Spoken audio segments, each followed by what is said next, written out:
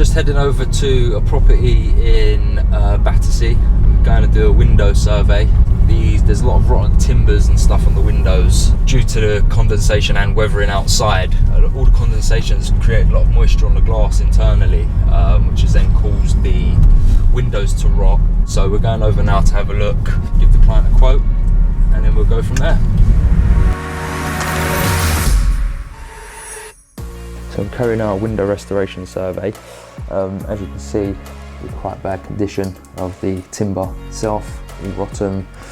We've got cracks to the glass, lots of mould. So what I'm going to do is I'm going to have a measure up and find all the areas of rot, see if we can repair the areas by cutting out the rotten sections and then piecing in new timbers, or whether it would require a whole new sash. As you can see, we've got the timber just flaking away straight away where it's really badly rotten.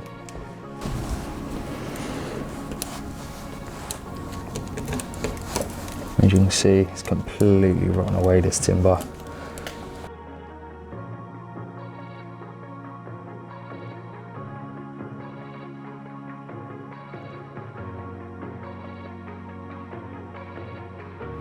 So the reason why we've got this pane of glass misplaced is because of the rot to this bit of timber here. As you can see, it's all coming out. Also all the putty on the back edge, which is holding the glass in position, is all loose and falling out. So this is something we'd need to re-putty in the window in order to make it safe.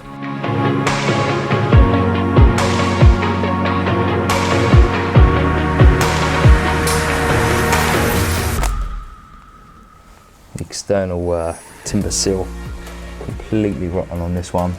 It's not even just soft, it's actually coming out so easy. All the paint has flaked away. So this property has also got various areas of damp. All of this sort of vegetative growth growing out of masonry and brickwork, all the moss.